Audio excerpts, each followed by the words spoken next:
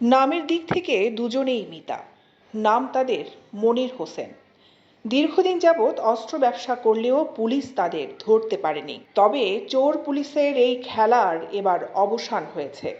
শেষ রক্ষা হয়নি তাদের। শুক্রবার ঢাকা চট্টগ্রাম মহাসড়কে তল্লাশি চালিয়ে সীতাকুণ্ড থেকে বিপুল পরিমাণ বন্দুক রাইফেল সহ হাতে নাতে তাদের আটক করেছে চট্টগ্রাম জেলা গোয়েন্দা পুলিশ। আপস ভয়েস।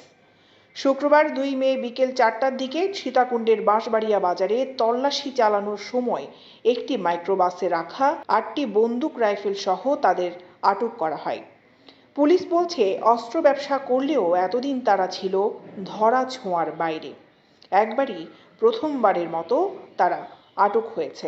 জিজ্ঞাসাবাদের এক পর্যায়ে তারা স্বীকার করেন যে তাদের মাইক্রোবাসের বিভিন্ন জায়গাতে সুকৌশলে কিছু দেশীয় আগ্নেয়াস্ত্র লুকানো রয়েছে। এরপর আমরা ব্যাপক তল্লাশি শুরু করি।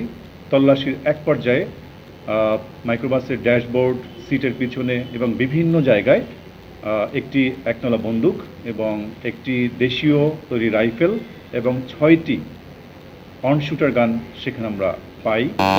এর পরবর্তীতে আমরা আসামিদের যখন ব্যাপকভাবে জিজ্ঞাসাবাদ করার সুযোগ পাবো বিজ্ঞ আদালতের অনুমতিক্রমে, তখন এটার উদ্ধারকৃত অস্ত্রের মধ্যে আছে 6টি শুটার গান, একটি দেশীয় রাইফেল ও একটি এক নলা বন্দুক।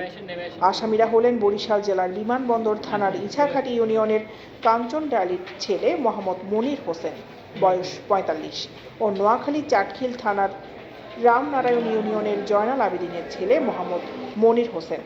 তাদের বিরুদ্ধে আইনানুগ ব্যবস্থা শেষে জেল হাজতে প্রেরণ করা হবে।